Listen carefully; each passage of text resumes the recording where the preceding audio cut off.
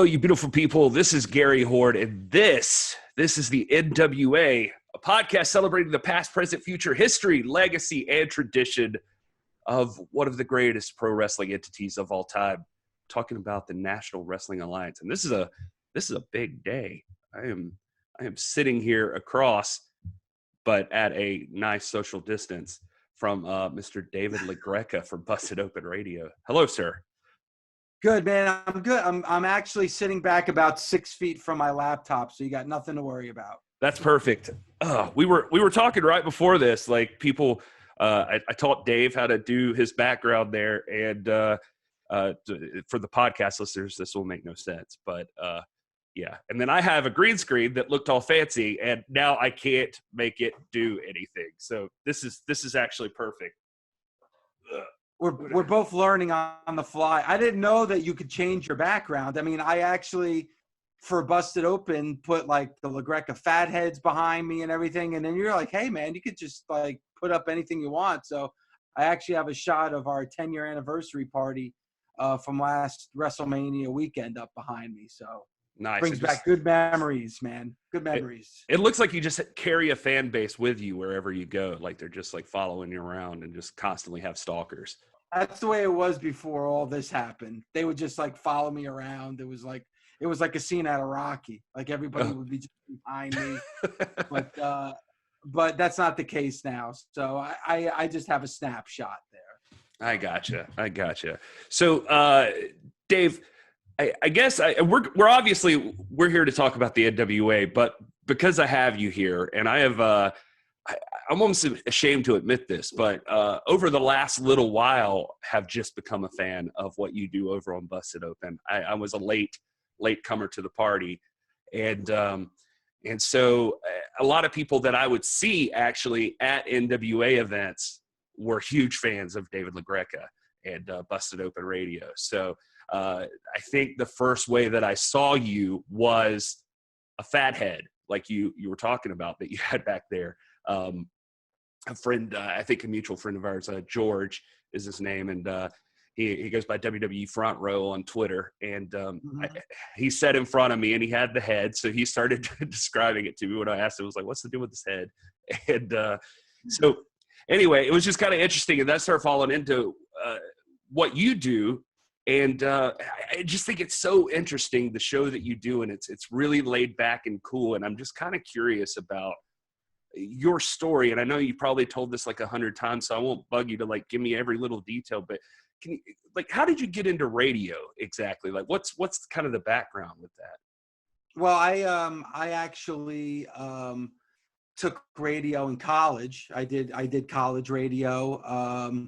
I went to Bergen Community College, and then I went to William Patterson College. So I always had a radio background, and then I kind of got out of it. And then about 20 years ago, I fell back into it again, which was about 5 years after I had finished school. I fell back in, and it's something I always wanted to do.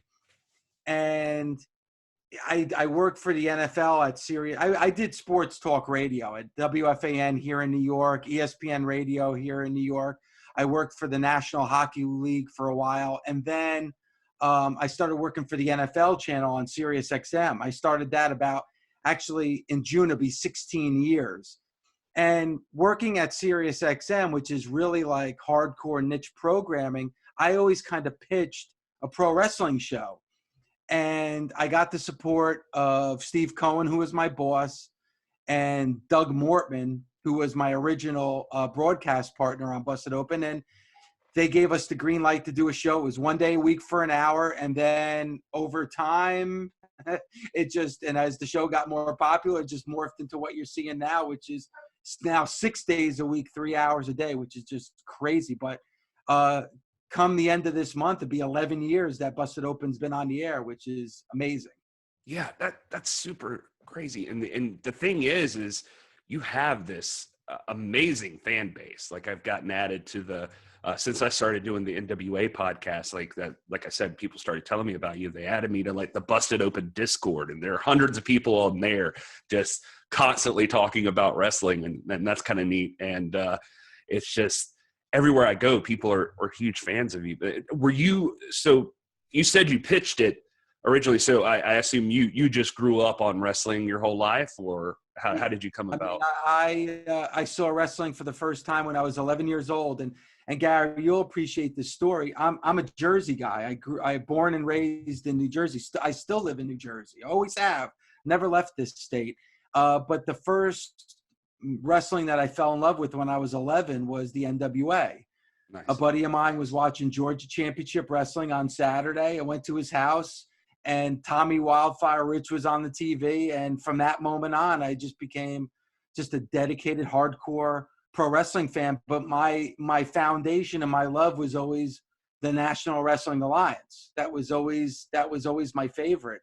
So it's great coming first full circle and talking to you here, because even now with NWA Power, I say it on my show all the time. My favorite show is not NXT, it's not AEW, it's NWA Power on Tuesdays at 6:05, because that's where I fell in love with wrestling, was at 6:05. So, the NWA are just the three most powerful letters of my fandom. That's great. Well, actually, and the thing for me is what's completely opposite is I grew up in Georgia originally, and which should have been Georgia Championship Wrestling for me. But for some reason, around the time I was growing up, my first memories were of WWF. So I actually started out there, and NWA always seemed, then it was getting into WCW and all of that stuff. It always seemed like this rough, weird side of wrestling that it took me a little while to like come back and really rediscover. I was looking at like wrestling magazines. A lot of people probably don't even know what those are anymore, but I was looking at wrestling magazines, and I would see guys like Ric Flair and Dusty Rhodes, and yeah, exactly, Pro Wrestling Illustrated. I have a huge collection of wrestling magazines, but go on, please. I'm sorry. No, it's okay. Actually, what's funny about that particular one is I'm supposed to have a debate with them on this show here coming up, because they announced the other day on Twitter, they were like, the championships we recognize as world championships are, WWE, AEW, New Japan, and I think, maybe there was another one, but that was it. And I was like, oh, come on, where's the NWA in that? Nick Aldis, he's the real world's heavyweight champion. And it kind of caught a little fire. Like, people were going back and forth asking about NWA. They had some people from Impact, some people from Ring of Honor and stuff fighting with them. But I was like, I want to have a debate about this. The NWA is the oldest, greatest wrestling entity. We gotta recognize the real world champion. And so they're actually, anyway, they're going to come on the show. We're going to have a discussion about that. So if you have any tips eventually, you can toss them my way. You got it. Yeah, definitely. Definitely talk to me before you talk to them. And I love PWI. Stu Sachs, who's just stepping down, is like the godfather of wrestling magazines, and kind of underappreciated when you look how important those magazines were back in the day. And it was actually Nick Aldis, your NWA World Heavyweight Champion, right, that got us together, because he brought us together on social media about how, I needed to be a guest on this show. So, I consider Nick Aldis to be a world heavyweight champion for sure. Oh yeah, and that guy's been really great to this show. He was my very first interview I got on here, and he kind of broke me into that territory when I was too nervous to ask. He was just kind of like, if I'm going to keep doing interviews, I should do your show. Do you want to do an interview? And I'm like, I guess. And anyway, so we'll get to that in a minute. But so who are your, like, when you think back on wrestling, like, who were your favorites? Like, what inspired you the most, or who are you drawn to, I guess?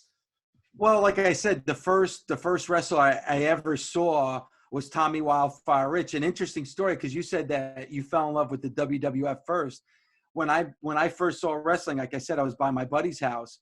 I had never seen wrestling, but I had heard of wrestling. So I said, "Is this the WWF?" And it was like, oh, it was like I insulted his mom. Like, he was like, "Whoa!" Like, no, the WWF is fake. This is the NWA. This is real. Nice. So that stuff is fake. This is the real stuff.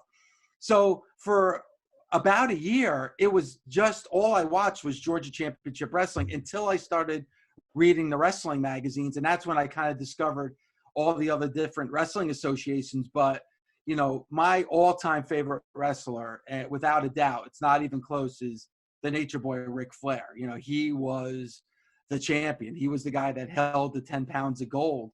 And, you know, without a doubt, like there was other wrestlers that I liked, but nobody touched the Nature Boy Ric Flair. All-time favorite.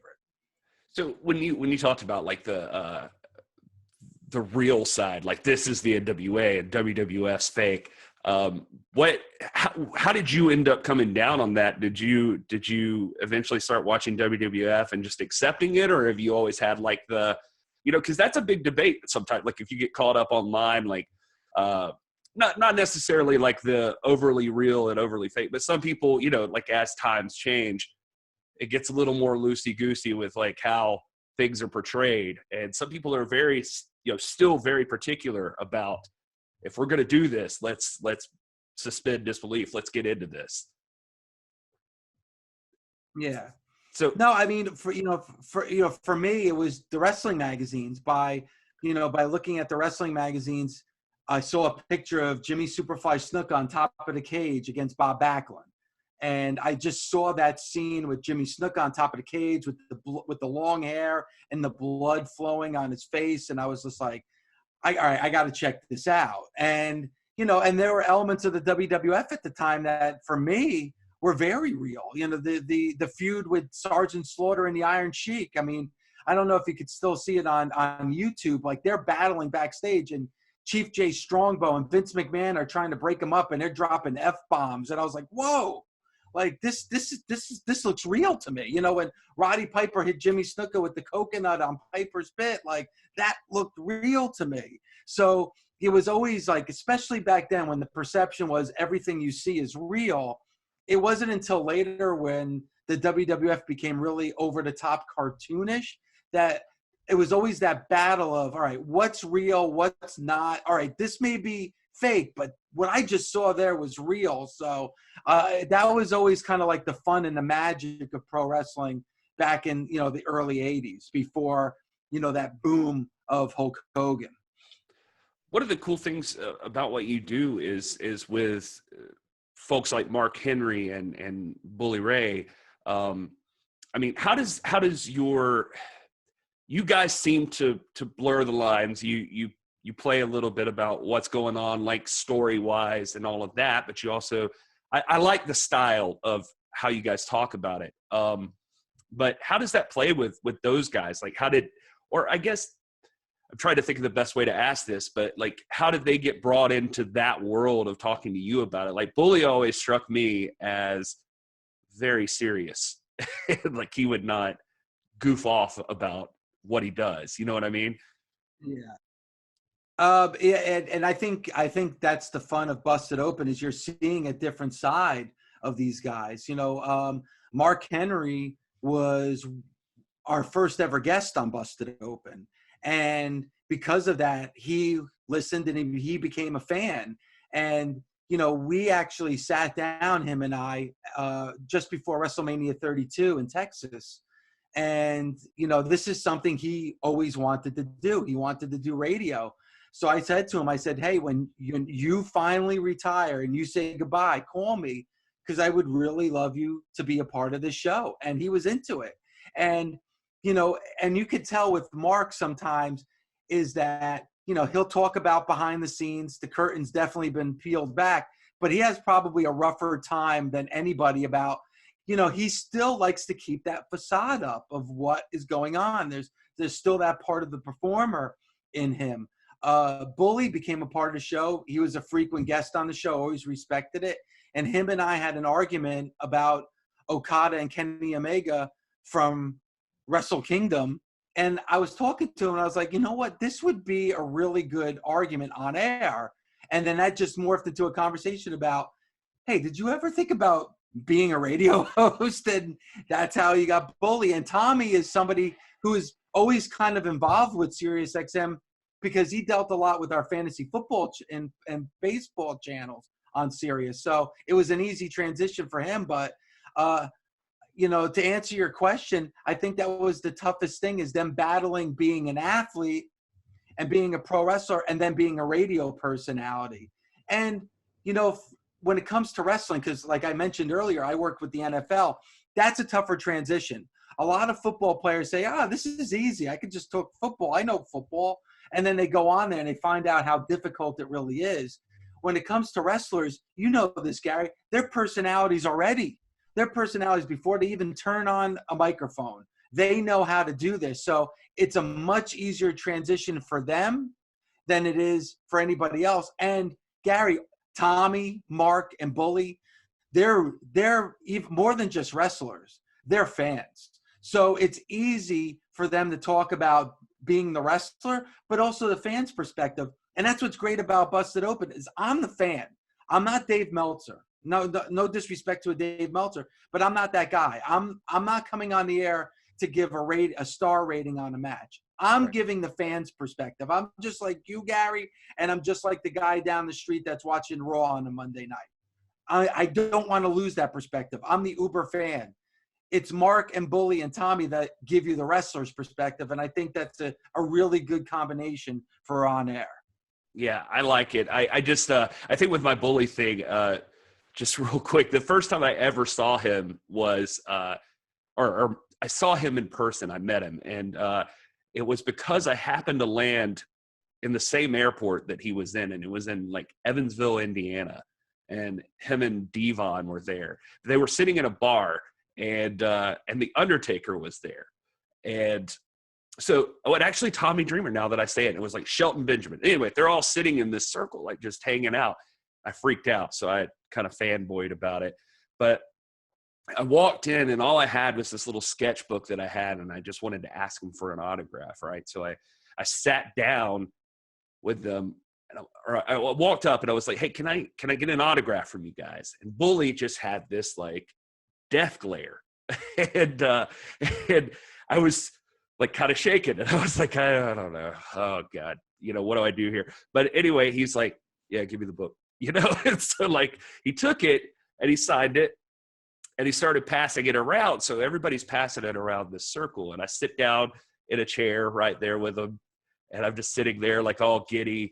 And I look over at the end, and the Undertaker is sitting there, and he's just staring at me. And he's like, you're sitting in our circle. And I was like, okay. And he's like, you don't belong in our circle. And I was like, I'm really sorry. Like, I'll get up. He's like, if you sit in the circle, you got to at least buy everybody a beer. And I'm like, all right, yeah. And I jump up, and I don't think he expected me to do this, but I was just like, I'll just buy everybody a beer. And so I started to walk up to the bar, and he like puts his hand on my chest. And the Undertaker's huge. I'm sure you've met him, but like puts his hand on my chest, and he's like, no, it's fine. Just don't worry about it. And I'm like, okay. And I was like, I'm sorry. I'm just freaking out. I didn't know you guys were going to be here. And he's like, well, shit, we advertise. I'm like, okay, fair enough. And so like I just go, and he's like, just wrap it up with your book and all that. And I'm like, all right, cool. So I just go and sit back down. I wait for the book to come back to me, and then it gets to me, and then I'm just sitting there, and I'm like, okay, I gotta go. And I'm like, I don't know. I think I'm still planning it. And I look back down, and I look at him, and he's like, you're back in the circle. And I'm like, all right, I gotta go anyway. Yeah. But he and Bully were the most intimidating people I've ever seen in my life, just for that story. Sorry to draw that out with you, but I just the first thing I think of him. Stories like that, because when Bully was TNA champion, and I was doing the show, Dixie Carter was a fan of the show, and she liked us going and broadcasting from the pay-per-view. So back at that time when Bully was champion, we would do broadcasts, and it was a great experience, because that's where I first interviewed Sting and AJ Styles and Kurt Angle, and the one guest we would never get was Bully Ray. And I would always ask TNA PR, can we get Bully Ray? And they would never get us. And so when we were at one of the broadcasts, one of the pay-per-views, I was able to talk to the PR person face-to-face instead of over the phone or email. And I was like, could we please get Bully Ray? He's champion. And they were like nervous to go up to Bully Ray and ask him to come on. Like the PR people from the company were nervous to ask him. So finally they asked, and he said, yeah. He goes, I love those guys. And true story, he comes and he had a beer in his hand. He comes and sits down at the table to do the interview, and he goes, "Just give me 1 second." And he got up for just about a minute and a half to go talk to somebody, but he left his beer there. So I took the beer and I just chugged it. I chugged it and I put it, and then I put it back down.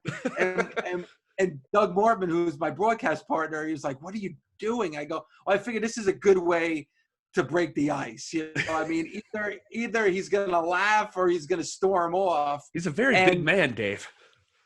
But what he did is, it's so funny. He sits down to do the interview, puts the headset on, and he picks up the beer bottle. And then he notices it's empty, and he looks confused. And he just puts it down, and he never mentioned it. And I thought that was hilarious. But, I think one of the things early on that a lot of the wrestlers really respected about the show was that I'm not an expert, Gary,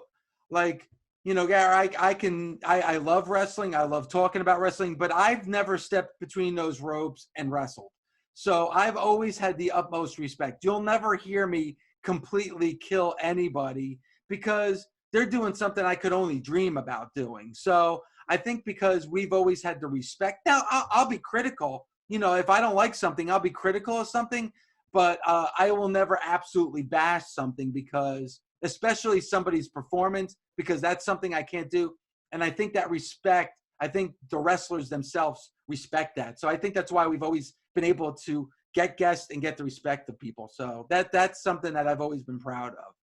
That makes a lot of sense, actually. Yeah, just to keep the critique to maybe the part that doesn't involve them, maybe just if you're curious about a storyline and that sort of thing. Have you gotten to the point now that does what you're doing now, growing up a huge fan of all of this, and like you're in there with professional wrestlers and you're interviewing constantly new professional wrestlers, this is a full-time gig for you now? I mean, does it feel like work, or is it finally like entered this phase of this is peak, this is great? Yeah, I mean, don't tell my boss. But it does not feel like work. I love what I do. Maybe too much. My wife Violetta will attest to that. That maybe I'm, I don't turn it off, which I should do a better job of. But no, this is a dream come true. You kidding me? I absolutely love it. The people I've met, the people I've become friends with, the people who have supported the show, I couldn't be more thankful. And it is, I'm lucky. It is my career. It's what I do to support my family. Right. So I'm very, very lucky that this show has gotten big. And it right now, and obviously we're going through a really bad time with the world and everything that's going on. It's unbelievable. I mean, it's such a nightmare. But I have this show that's kind of my escape.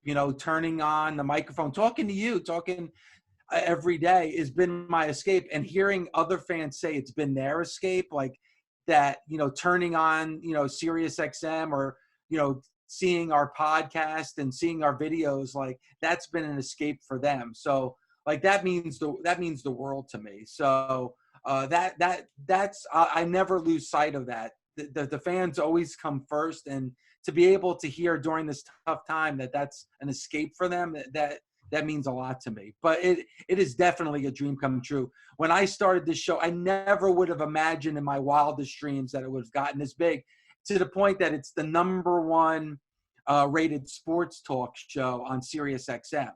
So, to hear that and to find that out, it's mind boggling. And it's because of people like you that support our show that I really appreciate. Well, that's fantastic. And I mean, you're talking about this fan base that says it's an escape for you. What do you think it is about your show in particular? Because believe me, I know I niche down to the NWA because A, it's my favorite, but also B, it's, not as crowded as, like, if you want to talk about everything, there's like thousands of things that talk about WWE and AEW now and all of that. So what do you think it is about yours that brought everybody to the strong community you have? I think it's, I'm thankful for SiriusXM for giving me the platform to do it, because by doing that is that we are live. Now, right now, it's a little bit difficult to do that because of what's going on in the world, but our usual time slot is 9 a.m. to 12 p.m. Eastern time. And we're live. So we can take phone calls. It's not a podcast. It's not something that we record at the beginning of the week and it drops at the end of the week. We are live. So we are able to take phone calls. And that's really how we've built up our fan base is from that, is that we talk to the fans on the show. And that's the hardest thing right now, is that we can read tweets and we can read Facebook posts, but we can't take phone calls right now because of what's going on, because we're all doing the show from home. Very difficult, but we're working very hard, and we're hoping that, within the next few weeks, we'll be able to do that again. But that's what kind of separates us from everybody else. And listen, I love Conrad Thompson. I love Jericho's podcast, JR's podcast, Tony Schiavone. I piss my pants. I love your podcast because I'm such an NWA mark. I love the NWA podcast, but we're live. So it's what I've learned in my world of sports talk radio, and I brought that into pro wrestling. So we are a live sports talk radio show. Right. That's a really good point. I was doing live streaming. I'm trying to get that started back up, at least on YouTube. But I definitely did see some benefit from actually the interaction with the fans. So that makes a lot of sense. And the other thing too is that I don't really look at Busted Open as a pro wrestling show. I kind of look at it as a morning show for pro wrestling fans. So okay. Mark and I, we'll talk about what happened on Monday Night Raw, but we'll talk about the embarrassing moment during dinner last night. My wife Violetta is a major character on the show. They know her just as well as they know me. Mark's son Jacob, he's a character and personality on the show. Like you said, you see a different side of Bully. He jokes and he's a prankster on the show. So I kind of look at it as a morning show for pro wrestling fans. That's a good way to look at it. How does your wife feel about being a character on the show? I don't know if she's a big fan, but that's too bad. Because this is my life, and now she's a part of it, and she's really adjusted well, because she didn't know wrestling at all before she met me, and now it's a part of her life. When we had the 10-year anniversary party, there were fatheads of my wife's head, it was crazy. And the biggest part where I really realized our reach is at WrestleMania 34, when Bully and Mark were inducted into the Hall of Fame. They invited my wife and I to be guests. So we kind of came out, it was weird. We came out with the wrestlers, which was really odd. So we were coming through the backstage, the red carpet, walking the red carpet with my wife.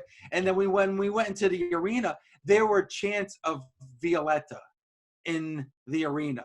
And I'm like, wow, they not only know the show, but they know my wife. So, she's a very private person, but I'm sorry, when you live in the world of Busted Open, you're a part of it. So she's definitely a part of it.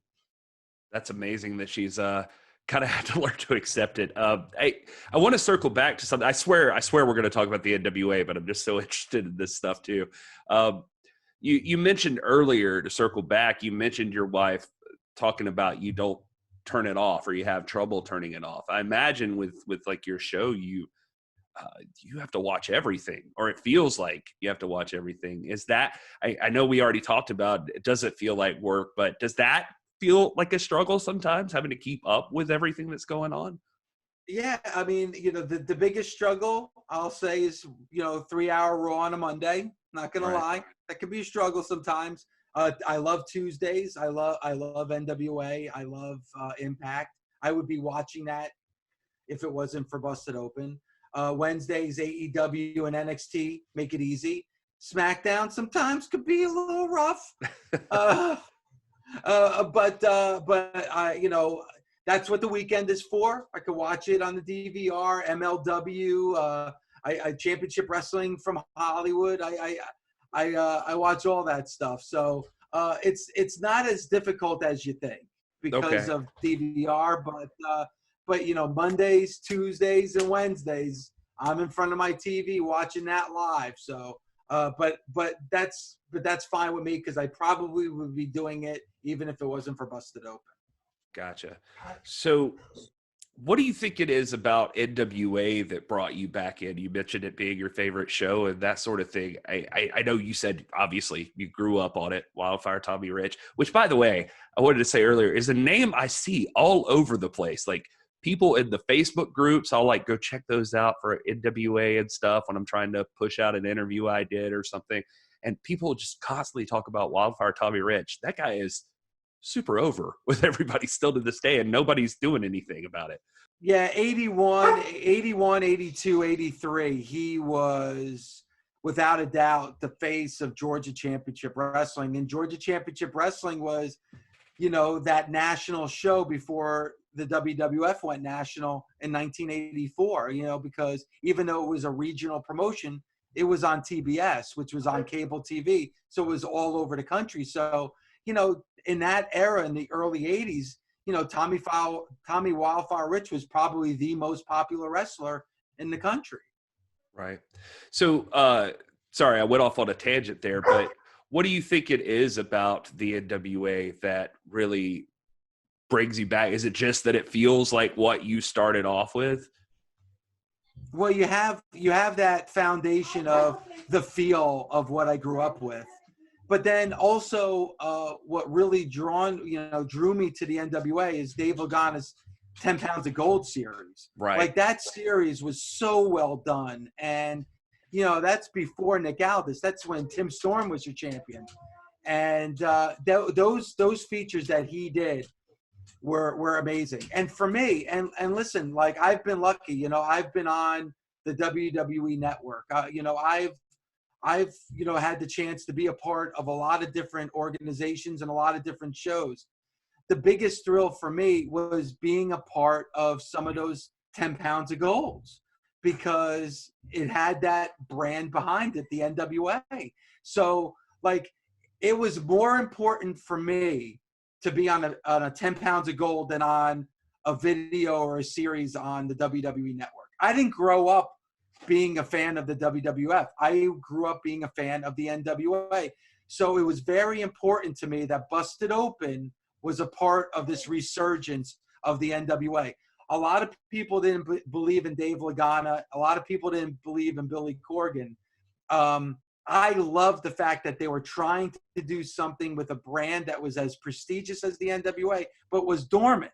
So I wanted to get behind that. And I'm so glad I did, because now we have NWA Power. And like I said, it's my favorite show of the week by far. I love that, because that's exactly kind of, I always wanted to do something like talking about wrestling, but it was, I was a huge Smashing Pumpkins fan growing up. And so when I saw Billy Corgan bought the NWA, it was just like, all of a sudden, like, lightning struck in the exact right place. I was like, oh my God, well, that's the place I want to focus all of my attention on. So I also was watching the 10 Pounds of Gold stuff. And so now that you're saying all that, I'm like, oh, wait, I'm lying. Because I remember you from the 10 Pounds of Gold series, or at least like in the clips they did, in the interviews you did with Aldis and stuff. One in particular is like, and I'm only bringing this up because you could tell there is a reverence that you have for the NWA. It's like when Marty and Nick were going to face each other for the first time, and there's that thing where Nick brings Camille in, and you guys are in like a live setting, lots of people around or something, and he is announcing like the Rock and Roll Express is going to be in the Crockett Cup and stuff like that. And I always thought that was super cool. And you always seem to have like this appreciation for them and what they're doing. So, and that certainly must have helped them along the way. I don't even know if that's an actual question or if that's going anywhere. I just really wanted to say that. No, and I'm glad you did, because, you know, I kind of waved the banner for the NWA because that's what I did when I was a kid. Because, one, it's hard being a wrestling fan. That's hard enough, especially back when I was a kid. it's even harder to be an NWA fan in New Jersey during Hulkamania. Right. So, like, even then, I was waving the banner for the NWA, and I was very lucky because when I was younger, the NWA and AWA would combine together, and they would run shows in the Northeast under a banner called Pro Wrestling USA. So, in New Jersey at the Meadowlands in 1985, I was able to see the Midnight Express against the Rock and Roll Express. I was able to see, Ric Flair defend the NWA Championship against Harley Race. I saw the Road Warriors go up against the Freebirds. So I was able to see a lot of those matchups that most people only were able to see on TV. I was able to see that in a live setting in New Jersey. So I've always been waving that NWA flag. I think it's really neat too, the 10 pounds of gold, like you mentioned, seeing like Wildfire Tommy Rich and, recognizing Ric Flair carrying the 10 pounds of gold. That's a really cool thing about that belt. I think that there is this actual legacy, and they're working really hard to recognize it, so that when you saw Harley Race back in the day, the belt that he would carry, this is part of that lineage of all of that. And you watch WWE right now, and it's tough to keep up. Like, you can't. There was a time when I was watching WWF that I could tell you every world champion like straight through. And I'm not saying I could do That's that with impossible, the NWA, but now, like, I would It's have impossible. no idea who's had it, who hasn't. Oh, when you think of lineage, you're right. Like in the WWE, it's impossible because it changes hands so frequently. But if you look at the lineage of the NWA, and you mentioned that 10 pounds of gold, like if you look at, a Briscoe and a Harley Race and a Ric Flair and a Dusty Rhodes and a Nick Aldis, like I don't think there's a break in that. Like, I put Nick Aldis in that same type of vein. I know that sounds crazy, but I do. I really don't think there's a break off when you look at those great world champions of the past and then Nick Aldis. The way he presents himself, the way he carries the flag of the NWA. When you heard a Ric Flair promo, he always had that 10 pound. It was about the championship title first. Harley Race would hold it. The way he held that championship is the same way that Nick Aldis holds that 10 pounds of gold. The way he cradles it in his arms, that's not lost on me. Like Nick Aldis, you could tell, has the respect of, and vice versa, of a Ric Flair and a Harley Race and a Briscoe, because he sat down, he spoke to Harley Race before he passed. I could tell that Harley Race respected him and looked at him as a world champion. I don't know if a lot of organizations, if those champions have a reverence of the past and the championship like Nick Aldis does for that 10 pounds of gold. There's something more real about it, for sure. And no, it doesn't sound crazy, buddy. Not on this show. But no, we look at Nick Aldis like he is the real world heavyweight champion, just like he says on Power. So would you say that he is who's your favorite? I'll put you on the spot. Who's your favorite on Power right now? Who's on the roster, I guess? Well, I'm a big fan of Thunder Rosa. She's been a guest on our show. I've developed. Well, we've had her too, not to brag. Yeah, she's amazing. I'm just kidding. She's awesome, and I've developed. Tasha Steeles is somebody that I've known long before she came to the NWA. She's a Jersey girl who's just done phenomenal in the ring, and I love her on NWA Power. Melina, I love Melina on NWA Power. Eli Drake.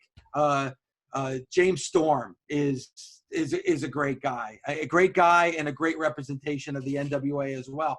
And you asked me who my favorite is. It's impossible. I just rattled off 6 or 7 names, and Question Mark. Who doesn't love Question Mark? So and Nick Aldis. There's a lot of personality and characters that are part of that NWA brand right now, and I'm missing that show with everything that's going on. Our minds kind of, morph into like this just a nightmare that's going on in our world right now. And I just hope that you and your family are safe, Gary, during this whole ordeal. But I miss my NWA Power on Tuesday night. So, this thing, but, somebody better do something. They better find some kind of vaccination or something to stop this so I can get my NWA power back on Tuesday nights. Hey, I'm with you, man. I feel the exact same way, and you know, it's funny even what you just said. We're on the same page completely, because I was like thinking, oh, maybe we'll play the name game, and I'll write down some guys from NWA and some girls from NWA, and I'm like, as I'm writing them, I'm like, who do I want to cover? I'm like, I like everybody on this roster. Yeah. Like they're so good at. I had Sal Renaro on last week, and he's been, you know, he's just now kind of coming into his own like storyline with the Mae Valentine, Royce Isaac stuff on the show. But like Sal was one of the coolest people I've ever talked to. And it just, every time I had Caleb Conley on at one point, and it's like every one of those folks you talk to, you start to like really appreciate them. And then the NWA becomes this roster of like, why aren't these guys just like running the show at like some massive billionaires corporation? But also, I'm glad they're here. You know, it's just it really is an awesome. Billy and Dave are amazing at choosing their talent, I think. Yeah, and you know, Dave Lagana works his ass off, and he gives me a lot of crap because he says I'm cheap, which is not the truth, because I suffer from lack of funds. Which brings me up to the point where I first reached out to you to begin with, is you can finally buy the LaGreca shirts on ProWrestlingTees.com. There's a sale going on. There's 20% sale going on right now. So make sure everyone who's listening, and you too, Gary, go to ProWrestlingTees.com and buy a LaGreca shirt. Help support me. Help support me, support you, Gary. That's what no, that's beautiful. I appreciate that. And I promise you, I was not going to leave that out. I was going to get there to it. So I wasn't going to let you leave it out, Gary. I'm trying to show that I'm working my way up to be at David LaGreca status. So like one day, but so I guess let me ask you this, because I don't want to keep you, and I want to respect your time, but do you think that this, where you're at right now, do you have like other goals? Like what is David LaGreca looking to do? Because you talk about this job that you have, and I'm just curious on a personal level, like you get to hear, and to a guy like me, and to, I'm sure, a lot of your community, is like, this is dream job. This is peak. We've plateaued.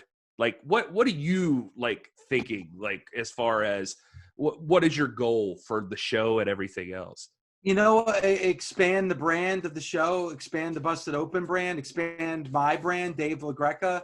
You know, we conquered SiriusXM, which was, you know, getting this show 5 days a week and being able to do that and getting the okay. And there's a lot of people involved in it. It's not just a one-man show. You know, Mother Marissa, who's the head of the channel, is somebody who's, Marissa Reeves, has been phenomenal. And there's a lot of people behind the success of the show. It's just not me. Getting Tommy Dreamer and Mark Henry and, of course, Bully Ray to be a part of this is a big part of the success of the show. I completely give them so much credit for being a part of this. But, you know, Gary, it's expanding my brand, you know, expanding Busted Open. What can we do? What other platforms are out there that we can expand our fan base and expand the Busted Open Nation? And I definitely want to do that, you know, whether it's, you know, I've refereed, I've ring announced, you know, maybe I can do some commentating. Who knows? I'm willing to do anything in this crazy world of pro wrestling. Nude mud wrestling. Let's do it. Let's go. Okay? You could be my tag team partner, Gary. Let's go.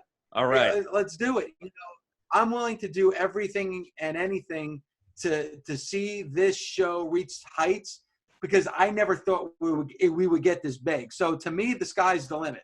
Once we've gotten here, why not see where else we could go? No, that's interesting to me. So yeah, something I was definitely curious about.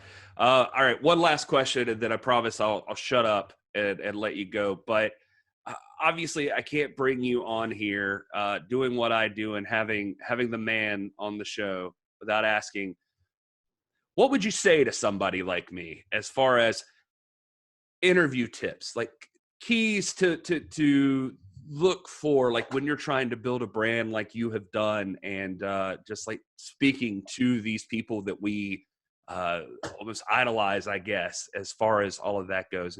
Anything I've done here, if you want to keep the mean stuff until after I've stopped recording, that's fair. But yeah, what are like some pieces of advice you could give with that? I guess it's the age-old motto is just, work your ass off. Like, don't take shortcuts. It takes a lot of work. And when you do something that you love, it's not work, but it takes a lot of elbow grease, man. You got to put the sweat in. That's number one. Number two is don't take no for an answer. I've heard no. I've heard no more now than I did back when I was in high school. And that was a lot, Gary. But seriously, don't take no for an answer. Don't listen to the critics. If you believe in yourself, other people will believe in you. And the other thing is make it conversational, Gary. Like, you didn't interview me today. You and I had a conversation. Don't think of it as interviews. Think of it as conversations. Don't be afraid to let your guard down. Don't be afraid to make fun of yourself. Don't be afraid to let people look into your world. Have a thick skin. Hey, I'm more than happy to make fun of myself. Bully has something to say. Let's roll with it, man. I'm not afraid to let people see the personal side of me. They know everything about me. My fans know everything about me. They know who I'm married to, who my daughter is, and what music I like. And I think that's a good thing, because my fans are my family. My fans are my friends. Appreciate them. Don't take them lightly. But as a professional side, though, is conversational. Just make it a conversation. Don't make it an interview. And again, when it comes to that business side, do not take no for an answer. If I took no for an answer, this show would never be on the air. If I took no for an answer, we wouldn't be on 6 days a week. If I took no for an answer, this wouldn't be my career. Don't take the easy way. Take the hard way. It's very easy to take that road that's clear and has that easy path with the sun at the end of it. Don't take that road, because if it seems like it's too easy, it is too easy. Take the one that's rough, man.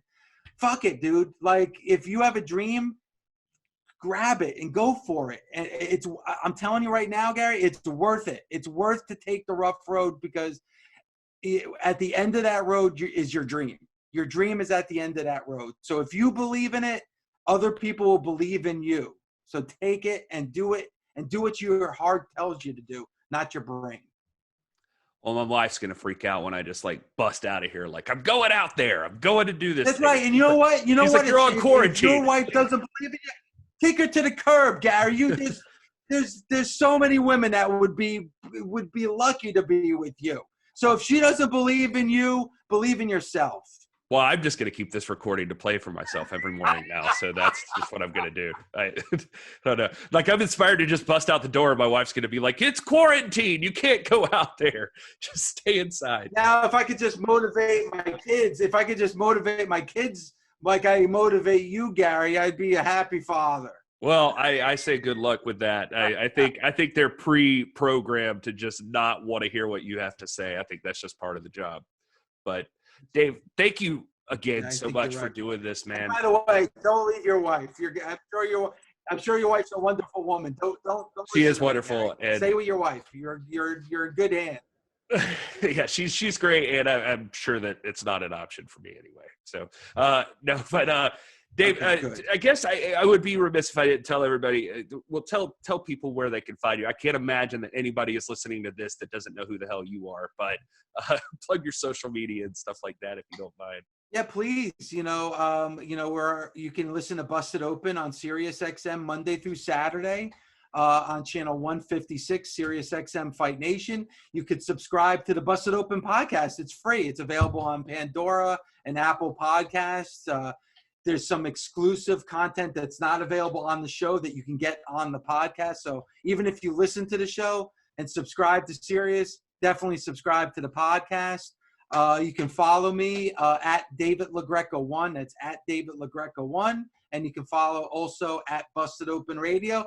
And now I have my own Pro Wrestling Tees store. So go to prowrestlingtees.com and search Dave LaGreca. And there's a 20% sale going right now. So buy as many as you can. Buy them for your family. Buy them for your friends. They make great birthday and Christmas gifts. And now that we're all inside, you want to look good. So, you know, you want to buy some LaGreca shirts as well. People, please buy the David LaGreca shirts. The man is in quarantine and using this time to benefit others, and you can't ask for more than that. David, thank you so much again, sir. I appreciate you doing this. This has been a true honor to talk to you. And Gary, thank you for waving that NWA flag, man. Appreciate that. Appreciate you, and appreciate everything that the National Wrestling Alliance is doing. So, thank you, sir.